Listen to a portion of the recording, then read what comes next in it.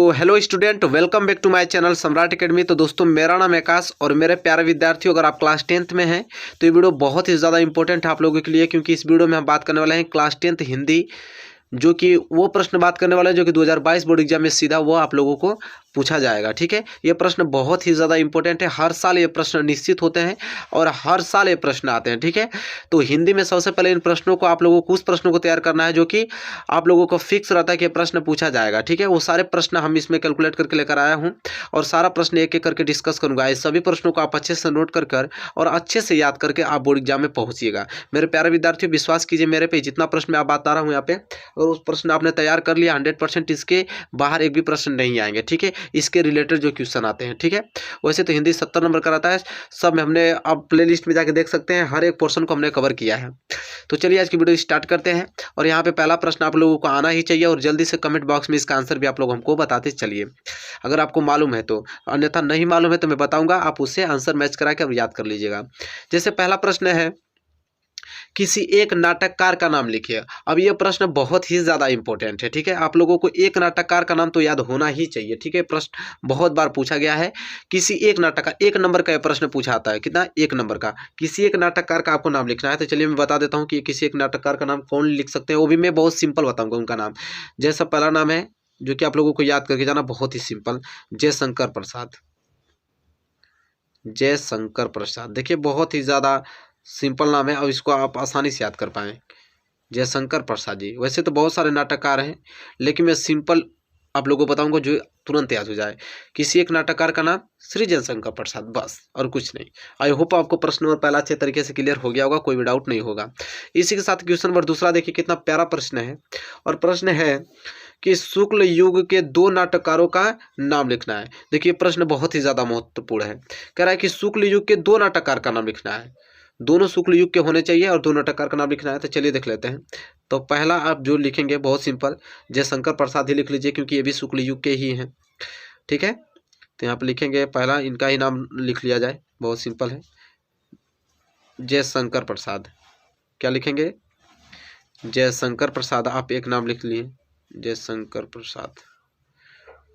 ठीक है, और दूसरा याद लिख लीजिए, पहला तो हो गया जयशंकर प्रसाद, दूसरा है हरि कृष्ण प्रेमी। देखिए ये भी बहुत ही सिंपल नाम है, हरि कृष्ण प्रेमी। कृष्ण भगवान के नाम से याद कर सकते हैं, हरि कृष्ण प्रेमी। हरि कृष्ण प्रेमी, बहुत ही देखिए कितना सिंपल नाम है, हरि कृष्ण प्रेमी। तो शुक्ल युग के दो नाटककार, जयशंकर प्रसाद, हरि कृष्ण प्रेमी। क्लियर हो गया, कोई भी डाउट आप लोगों को नहीं है। क्वेश्चन नंबर देखिए तीसरा, क्वेश्चन नंबर तीसरा वेरी मोस्ट इंपोर्टेंट है। सरस्वती पत्रिका किस युग में प्रकाशित हुई? ये प्रश्न बहुत ही ज़्यादा महत्वपूर्ण है। कह रहा है कि सरस्वती पत्रिका किस युग में प्रकाशित हुई। बहुत ही प्यारा प्रश्न है मेरे प्यारे विद्यार्थियों। ठीक है, तो जो आप लोगों का सरस्वती पत्रिका किस युग में प्रकाशित हुई, तो चलिए देख लेते हैं सरस्वती पत्रिका किस युग में प्रकाशित हुई। तो इसका सन था 1900 से, लिख सकते हैं यहाँ पे आप 1900 से 1920, इसके बीच ही सरस्वती पत्रिका संपादित हुई। 1900 से 1920 आपको लिखना है। ठीक है, आंसर में। चलिए मेरे प्यारे विद्यार्थियों, आई होप आपको क्लियर हो गया होगा सरस्वती पत्रिका के बारे में। ठीक है, कोई भी डाउट आप लोगों की इसमें नहीं होगा, यहाँ तक क्लियर हो गया। और जो आप लोगों का सरस्वती पत्रिका किस युग में प्रकाशित हुई, तो 1900, 1920 और 1900, ये इसे द्विवेदी युग की काल अवधि भी कहते हैं। क्या कहते हैं, द्विवेदी युग की काल अवधि भी पूछ लेता है, तो आप बता सकते हैं कि द्विवेदी युग की काल अवधि इतना ही है, 1900 से 1920। ठीक है, क्लियर। चलिए प्रश्न नंबर चौथा देख लेते हैं। प्रश्न नंबर चौथा यह है कि कलम का सिपाही किस साहित्यकार की जीवनी है। आपको बताना है कि जो कलम का सिपाही है ये आपका जीवनी है, वही पूछ रहा है किस साहित्यकार की जीवनी है। ठीक है, बहुत ही प्यारा प्रश्न है। तो आप लिख सकते हैं अमृत राय की जीवनी है। किनकी है, तो यहाँ पे आप उत्तर में लिखेंगे अमृत राय। आप लोग भी जानते हैं इस प्रश्न का उत्तर, कमेंट में जरूर लिखिएगा। ठीक है, अमृत राय की जीवनी है यह कलम का सिपाही। बहुत ही प्यारा प्रश्न है, वेरी मोस्ट इंपोर्टेंट। 2020 में भी ये प्रश्न पूछा गया था, 2019 में भी लगातार ये प्रश्न पूछा जाता है। हमने बताया ना आप लोगों को, ये प्रश्न मतलब फिक्स रहते हैं, ये प्रश्न आना अनिवार्य है। ठीक है, इन प्रश्नों को आपको पहले तैयार कर लेना है। चलिए प्रश्न नंबर 5वां देखेंगे, और प्रश्न नंबर 5वां बहुत मोस्ट इंपोर्टेंट है कि क्या भूलूं क्या याद करूं, किस विधा पर आधारित रचना। ये आप लोगों को बताना है।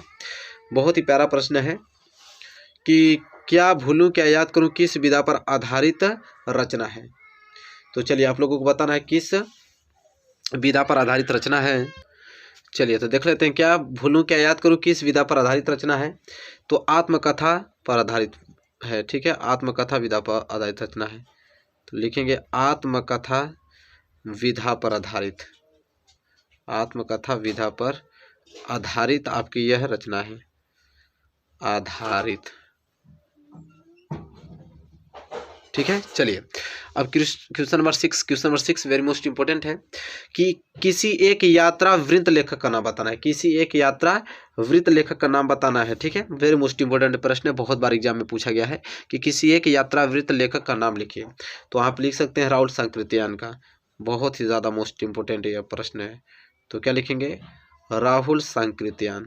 यह 2019-2017 में प्रश्न पूछा गया था, ठीक है। सांकृत्यायन यहाँ क होगा, सांकृत्यायन ऐसे होता है, सांकृत्यायन, ठीक है। अच्छे से लिख लीजिएगा, मैं एक बार फिर लिख देता हूँ इसको ताकि आप अच्छे से लिख पाएँ। सांकृत्यायन ऐसे होता है, क्लियर है, कोई दिक्कत नहीं होना चाहिए। चलिए प्रश्न नंबर 7।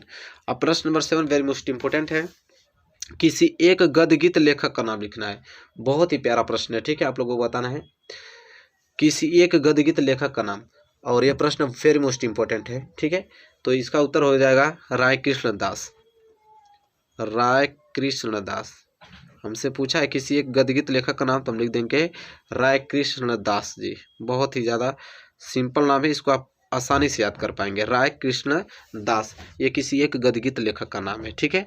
प्रश्न नंबर 7वां क्लियर हो गया आप लोगों को, कोई दिक्कत नहीं होनी चाहिए मेरे प्यारे विद्यार्थियों। आई होप आपको अच्छे तरीके से क्लियर हो गया होगा यह प्रश्न।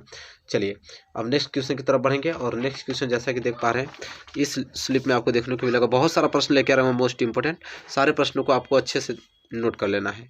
मेरी कॉलेज डायरी के लेखक का नाम बताइए। बहुत ही प्यारा प्रश्न है, ठीक है, आपको बताना है मेरी कॉलेज डायरी के लेखक कौन है। बहुत ही प्यारा प्रश्न है, तो इसका उत्तर क्या हो जाएगा, प्रश्न नंबर 8वां है। तो मेरी कॉलेज डायरी के लेखक हैं डॉक्टर धीरेन्द्र वर्मा। यहाँ लिखेंगे आप डॉक्टर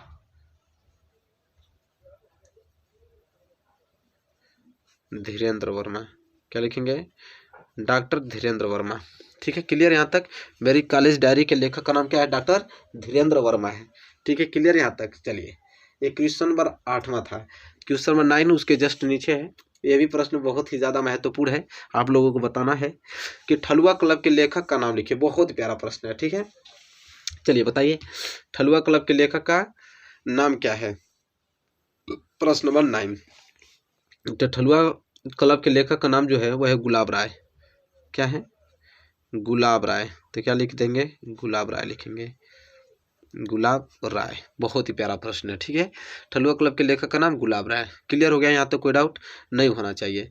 इसके बाद आइए प्रश्न नंबर 10वें की तरफ, और प्रश्न नंबर 10वां है पथ के साथी किस विधा की रचना है। बहुत प्यारा प्रश्न है कि पथ के साथी किस विधा की रचना है। तो यह जो है पथ के साथी संस्मरण विधा की रचना है, तो यहाँ पे लिखेंगे संस्मरण किस विधा पर है, तो संस्मरण विधा पर आधारित रचना है, संस्मरण विधा पर आधारित रचना है, ठीक है। यहाँ तक क्लियर, पथ के साथी किस विधा की रचना है, संस्मरण विधा की रचना है। चलिए प्रश्न नंबर 11 की तरफ बढ़ चलते हैं। प्रश्न नंबर 11 है किसी एक महिला कहानीकार का नाम लिखना है। किसी भी एक महिला कहानीकार का नाम तो आपको याद होना ही चाहिए, क्योंकि प्रश्न बहुत ही ज़्यादा महत्वपूर्ण है, बहुत बार पूछा गया है। तो चलिए मैं 2 बता देता हूँ आप लोगों को। पहला एक सिंपल नाम महादेवी वर्मा, जो कि आप लोगों को याद ही होगा, ठीक है, महादेवी वर्मा, बहुत ही सिंपल नाम याद कर पाएंगे, ये आपके महिला कहानीकार है, ठीक है। दूसरा जो है वो दीप्ति खंडेलवाल है, तो यहाँ पर लिख देता हूँ उनका भी नाम, दीप्ति, ये आधा प है, दीप्ति खंडेलवाल, खंडेलवाल, दीप्ति खंडेलवाल। क्लियर यहाँ तक, महादेवी वर्मा, दूसरा का है दीप्ति खंडेलवाल। क्लियर। चलिए इसके बाद प्रश्न नंबर 12 की तरफ बढ़ेंगे। प्रश्न नंबर 12 वेरी मोस्ट इंपोर्टेंट है। प्रश्न नंबर 12 यह है कि प्रयोगवादी युग की किन्हीं 2 प्रवृत्तियों का उल्लेख करना है। प्रयोगवादी युग की किन्हीं 2 प्रवृत्तियों का उल्लेख कीजिए। तो चलिए देख लेते हैं, कोई 2 प्रवृत्तियां पूछा है, तो प्रयोगवादी युग के 2 प्रवृत्तियां लिख लेते हैं। पहला जो प्रवृत्ति है वेरी मोस्ट इंपोर्टेंट है, वो लिख लीजिए विद्रोह का स्वर। पहला जो है वो है विद्रोह का स्वर, वेरी मोस्ट इंपोर्टेंट है, विद्रोह का स्वर। इसके बाद दूसरा भी लिखवा देता हूँ, दूसरा जो है प्रवृत्ति वह है लघु मानव की प्रतिष्ठा। ये दोनों बहुत ही ज़्यादा मोस्ट इम्पोर्टेंट प्रवृत्ति हैं। लघु मानव की प्रतिष्ठा, लघु मानव की प्रतिष्ठा। ठीक है, क्लियर यहाँ तक। चलिए, ये प्रश्न नंबर 12 भी क्लियर हो गया होगा आप लोगों को, कोई भी डाउट नहीं हो गया। चलिए प्रश्न नंबर 13 की तरफ बढ़ चलते हैं, वेरी मोस्ट इंपॉर्टेंट। प्रश्न नंबर 13 है कि छायावाद के किसी एक कवि का नाम लिखना है, वेरी मोस्ट इंपॉर्टेंट। छायावाद के किसी एक कवि का नाम लिखना है, तो चलिए मैं बता देता हूँ। पहला लिख लीजिए महादेवी वर्मा। महादेवी वर्मा छायावाद युग के कवि हैं, महादेवी वर्मा। ठीक है, एक नाम और बता देता हूँ, जयशंकर प्रसाद, ताकि दो नाम याद रहेगा आप लोगों को, तो कोई एक भूल भी जाएंगे तो कोई दिक्कत नहीं, आप एग्जाम में अच्छे तरीके से इसको लिख पाएंगे, क्योंकि क्वेश्चन बहुत ही ज़्यादा महत्वपूर्ण है। ठीक है, तो जयशंकर प्रसाद हो गया। चलिए इसके बाद प्रश्न नंबर 14 की तरफ आ लेते हैं। प्रश्न नंबर 14 वेरी मोस्ट इंपोर्टेंट प्रश्न है। यह है कि रीतिकाल की प्रमुख प्रवृत्तियों या विशेषताओं पर संक्षेप में प्रकाश डालिए। तो रीतिकाल के प्रमुख प्रवृत्तियों के बारे में बताना है, उनकी विशेषताओं के बारे में लिखना है। तो चलिए दो विशेषता में लिख देता हूँ। ठीक है, महत्वपूर्ण जो है, पहला जो है श्रृंगार रस की प्रधानता। पहला क्या लिखेंगे, श्रृंगार रस की प्रधानता, श्रृंगार रस की प्रधानता,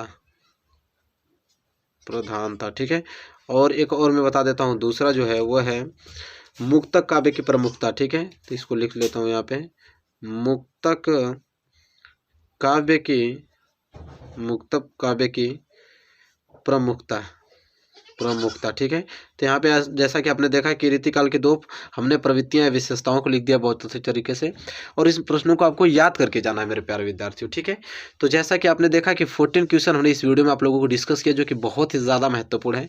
मेरे प्यारे विद्यार्थियों, वीडियो पसंद आए तो प्लीज़ लाइक कीजिए, और चैनल पर नए हैं तो चैनल को सब्सक्राइब करके बेल आइकन को प्रेस कर लीजिए। मिलेंगे एक प्यारे से नेक्स्ट वीडियो में, तब तक के लिए धन्यवाद।